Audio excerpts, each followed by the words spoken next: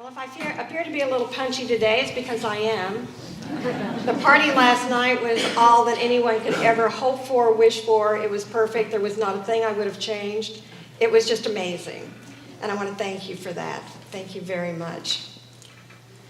You know, this is the time of year when we start to look at things changing, lots of change taking place. We have, the season is changing, and one day it's winter, the next day it's summer, the next day it's fall. And, you know, we just kind of move back and forth. And this is not by accident. I really believe that this is a reason for us to realize that change happens. Change happens all of the time. It's never going to changing. We're always going to change. And as a result of that, there are times when we look at ourselves and we say, okay, this is great. It is a time for reflection. It's a time to look back and see and do some evaluating, see if we're doing what we want to do. And we ask ourselves the question, what is my focus? Am I doing what I want to be doing? And is life as fulfilling as I want it to be? And I think we do that in different parts in our lives. You know, we say those things to ourselves and we ask ourselves those questions. And I'm sure that all of you have asked yourselves these questions as well. And I hope, you know, that you are satisfied with your answers. But sometimes we say, I don't know, or no, I don't know what my focus is, or I don't know if I'm where I want to be. But I do hope that you answer the question, yes, I do know what my focus is. I do know where I want to be. I do know that my life is fulfilling. I hope we know that for ourselves. At different stages of our life, our answers will be different. They will change. They won't be the same all of the time. And sometimes we have an epiphany that sends us off in a totally different direction than what we had expected to go.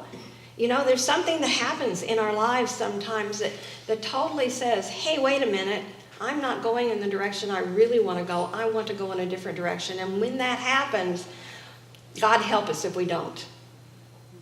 But I know that all of you know that when this does happen, you do turn and you go in the direction that you're guided to do.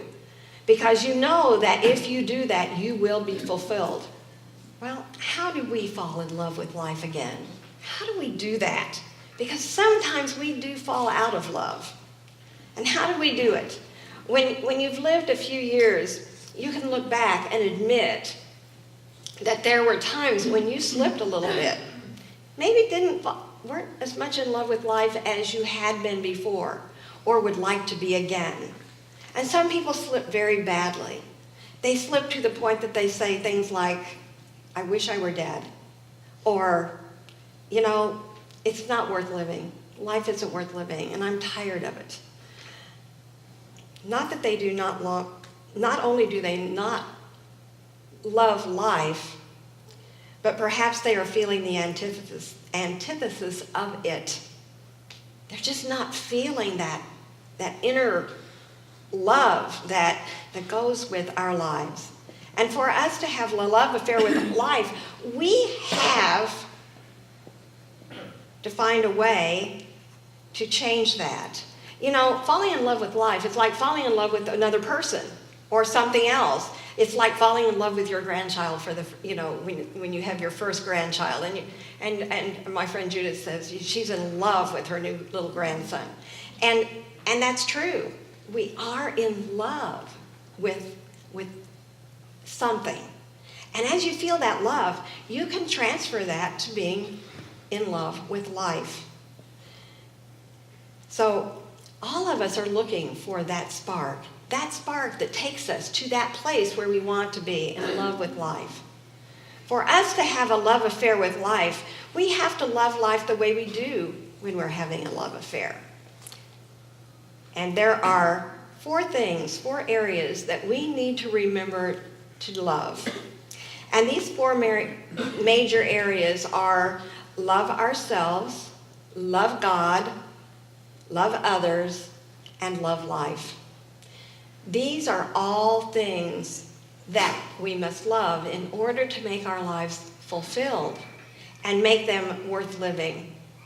First, we have to love ourselves. And do you remember what Shakespeare said about Hamlet in Hamlet? This above all, thine own self be true, and it must follow as the night the day. Thou cannot speak false of any man or woman. The reason I put love yourself first is that without real self-respect, I don't think it's possible to love anyone or anything else. I think we need to love ourselves first. There was a New Thought minister prominent in New York City for many years, and his name was Raymond Charles Baker. And he wrote a booklet called How to Love Other People.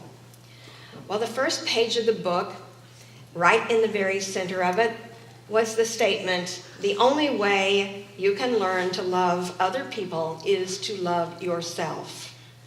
And then when you looked further in the book, the rest of the pages were blank. Because if you love yourself, you can love other people. So if we don't love ourselves, we can't love others. And Jesus spoke this in Matthew 19:19 when he said, you shall love your neighbor as yourself. You must love your neighbor or yourself, or you can't love your neighbor. And so what is self-love in a high sense?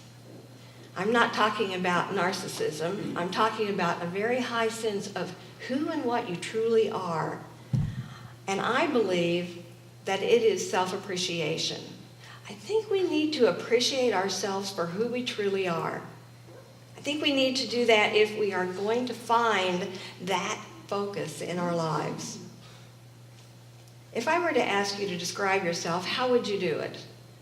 Well, I would probably say, well, I'm 5'1". I have blonde hair, green eyes. I am a minister. That's what I do. I would tell you all of my vital statistics. And then you still wouldn't know who I was. You really wouldn't know who I was. Because we are so much more than that. We're so much more than those outer physical things that we talk about. We are divine beings. We are divine beings, created in the image and the likeness of God. You are a collage of divine essence. That's amazing. That's an amazing thing. But you have to believe it. You have to believe it. And if you believe that about yourself, it is easy to love yourself because, in a sense, you are loving God through yourself. You are loving God through yourself. And what is God? Love. It is love. Our body, our life, our outer experiences are just the frosting on the cake. You know, when we come here to this earth, we are so privileged to get to live here and to learn. Because what we're doing is, we're mixing the frosting with the cake. And I would say that the cake is spirit and the physical universe is the frosting. We get to work together and we integrate these things as one so that we become the embodiment of spirit. And we are able to live this life in such a much better way. Our responsibility is to see to it that the frosting doesn't turn sour, and we've all known people that happened to, haven't we? And we think, oh my goodness, that person is hurting so bad. Because you don't turn sour without hurting, let me tell you. It just doesn't happen. When you have experiences of sickness, disharmony, and so forth, that can sour the frosting. It doesn't have to, but it can. And so, if we can hold fast to the realization of the recipe for which there is only one recipe really, to keep everything in order, and there's only one ingredient in this recipe, and that is pure spirit. Pure spirit is the one ingredient that's going to make it easier for us to love ourselves. Because that's who we are. That's That's who we are, if we can just really believe it. It's hard to believe sometimes, but we can believe it. And you know, there's a funny thing about life. If we think enough of ourselves to refuse to accept anything but the very best, we usually get it. Haven't you found that to be true? If you'll only accept the best, don't you usually get it? But some people would say, oh no, my dreams never come true.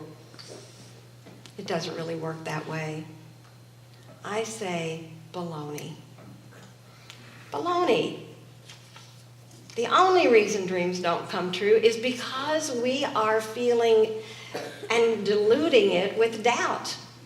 That's the only reason they don't come true. Pursuing your dreams and believing in yourself are what make your dreams come true. If you read any biographies about people who have attained great things and have truly embraced life, you will see that they believed in themselves from the very beginning. They had a dream, and they didn't let it go. They continued to dream. Someone came up to me one morning and they said, you know, I think you really like being Barbara Smith. And I stopped for a moment and I thought, you know, I really do. I really do like being me. I wouldn't want to be anyone else. And I'll bet there's not one person in this room that would like to be anyone else, including the richest person in the world, the most spiritual person in the world, whatever it may be. You really, truly would prefer to be yourself. I don't think we trade places with anyone. You know, I like how God made me. And I think you like how God made you too. And I deserve everything good that comes into my life. And I deserve it because it would not come into my life if I did not attract it by the quality of my consciousness. It is the quality of your consciousness that attracts all of the good things in your life. And our consciousness is all of those experiences and things that we have brought into consciousness so that we can grow. And if we brought a lot of positive things into our consciousness, and if we have grown our love, the things that come to us are really wonderful. They're really terrific. Last night,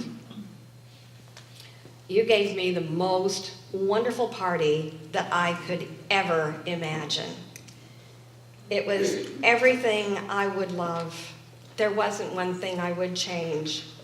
And throughout the whole thing, I kept reminding myself, almost pinching myself, thinking, they're talking about me.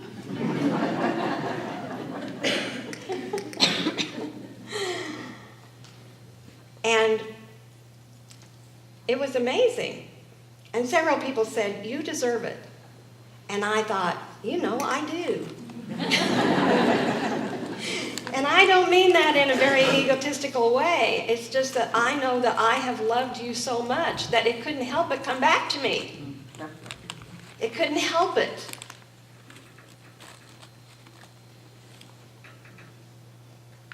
Being a minister is one of the most amazing ways to expand your love, to really love so many people.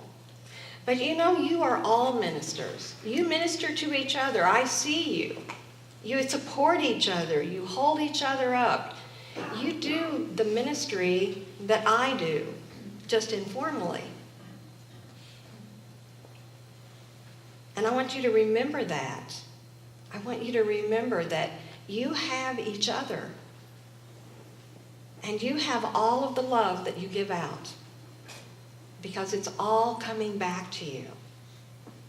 And it will continue to come back to you all of your lives.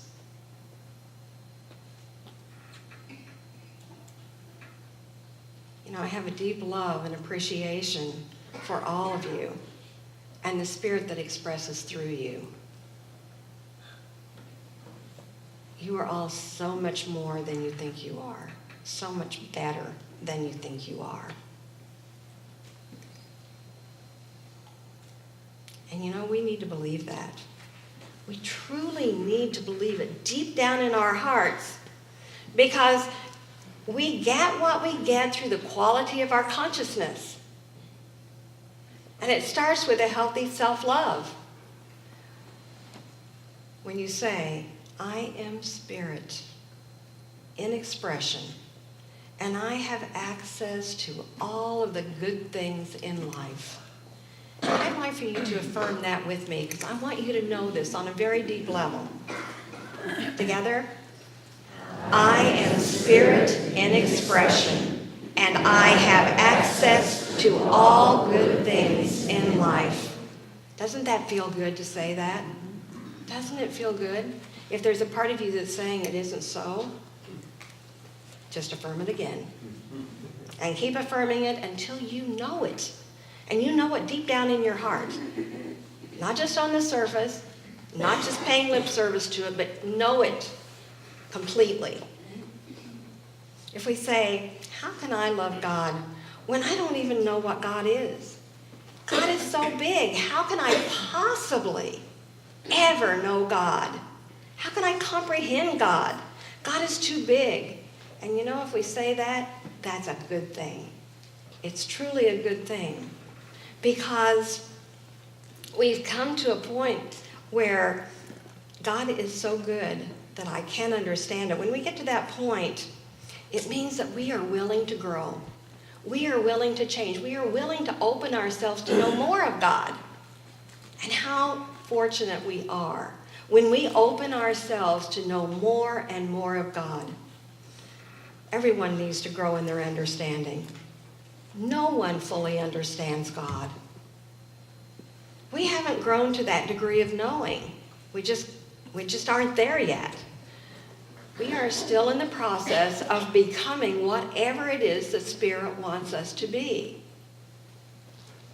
It's like the little boy who was walking down the street, and the minister, his minister, saw him and recognized him, and he said to the little boy, "Son, who made you?" And he expected the little boy to say, "God made me."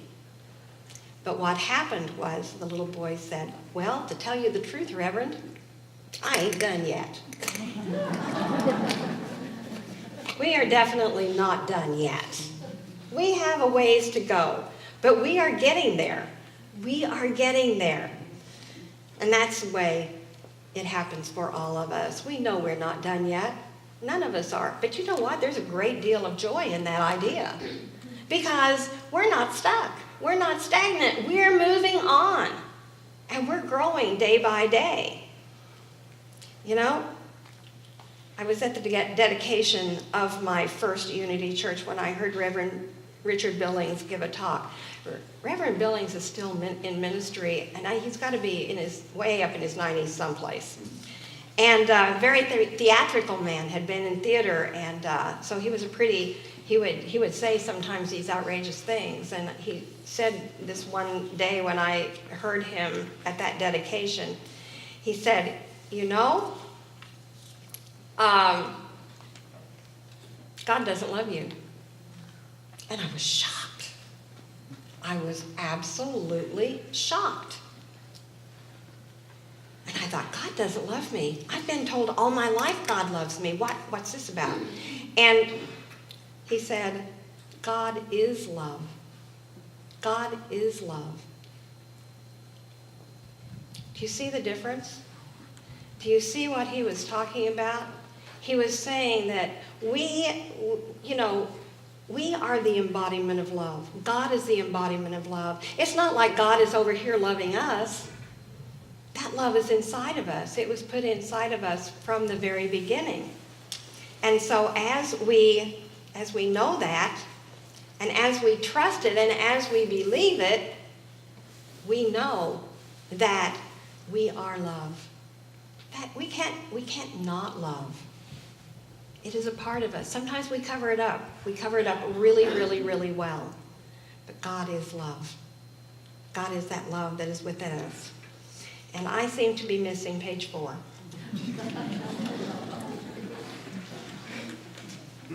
And don't we wonder where it went?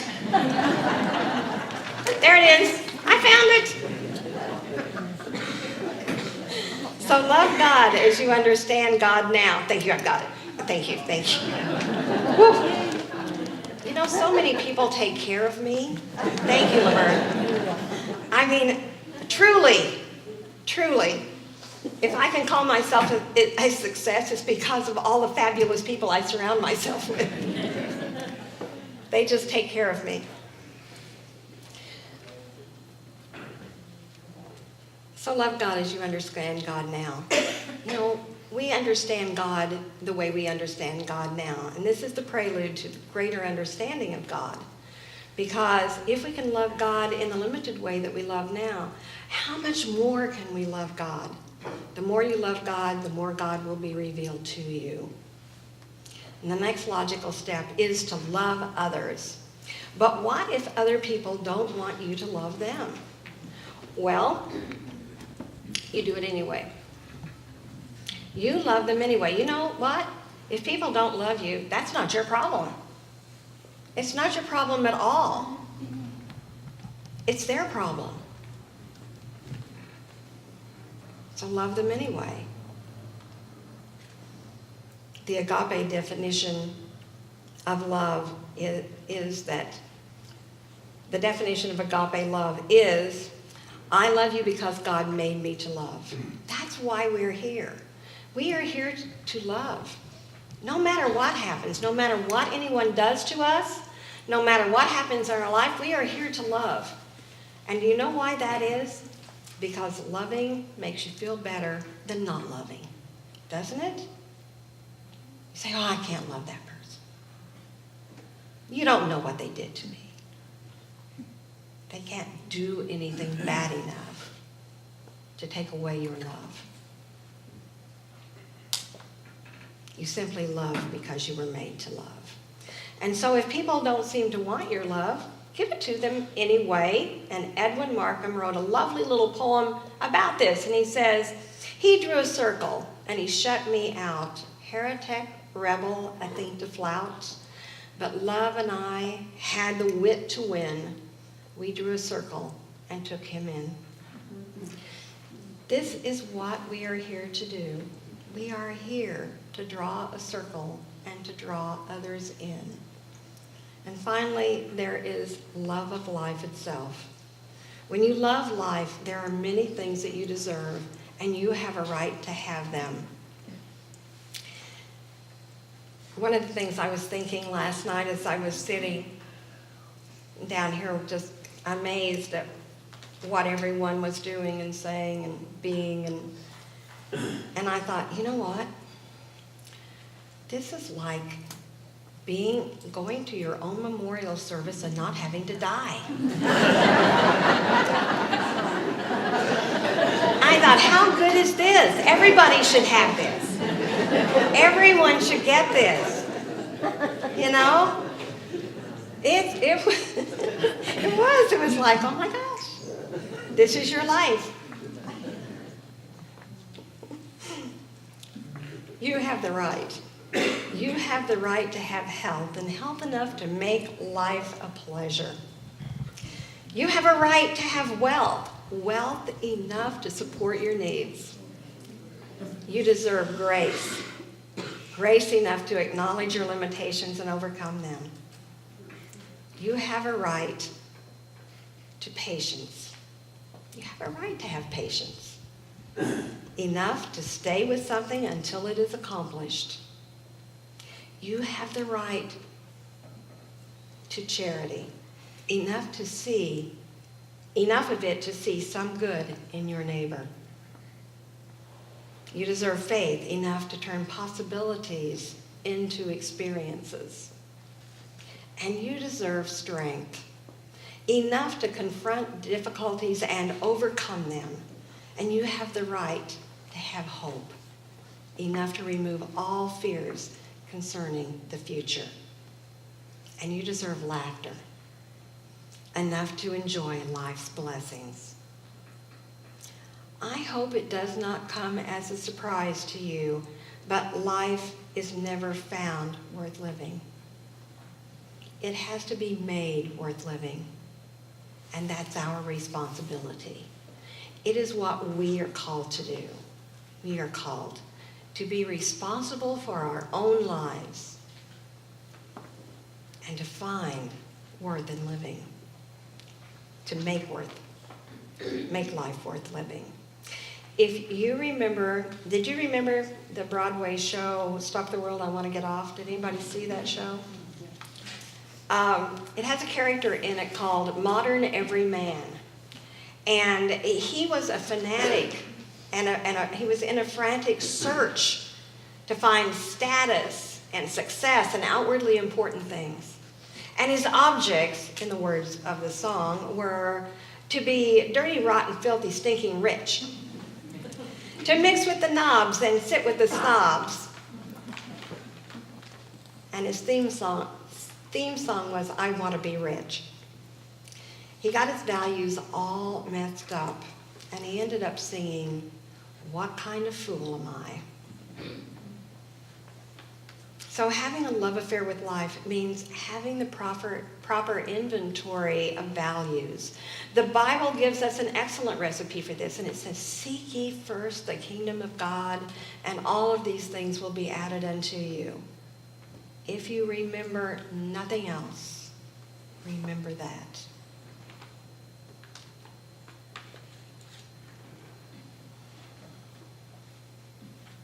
So having a love affair with life means moving forward in your life, learning to love yourself. Finally, we need to live in the present tense. You know, the past is a shadow and the future is an illusion, and only the present is real. It's the only thing that's real. It's all we have. We have this second, this moment in life. Nothing else is real. So to know the power of love, you love yourself, you love God, you love others, and you love life itself. These are the things that we are called to do. What happens when that happens? Well, when we begin to do this, the process begins. When we set an intention to begin to love in all areas of our life, we set in motion the potential for it to become who we are. The process is called universal reciprocity. And it says very simply, everything that you love intensely comes back to you increased. It comes back to you increased. And so if you love yourself, God, your neighbor, and life itself, you are going to attract to you the most wonderful life that you can imagine. The most wonderful life you can even imagine. And let me ask you a question. Are you worth it? No? Yes. Does everyone in this room know how to say yes? Could I hear it from you, please? Yes. Thank you. So in closing, I have a thought by George Wright. His poem is lovely. And it says, gather the gifts of the generous years, the joy, the pain, the trembling tears, the world of work, the time of play, the courage to cope with a rainy day, the strength to strive with a heavy load, the faith to follow a rocky road, the vision to view through a clouded sky, a day of sunshine by and by, the grace to give and the strength to share, with hungry hearts the cross to bear. Gather the gifts of the generous years, eternal youth that knows no fears. Hang them high on memory's tree. Life has been good to you and to me.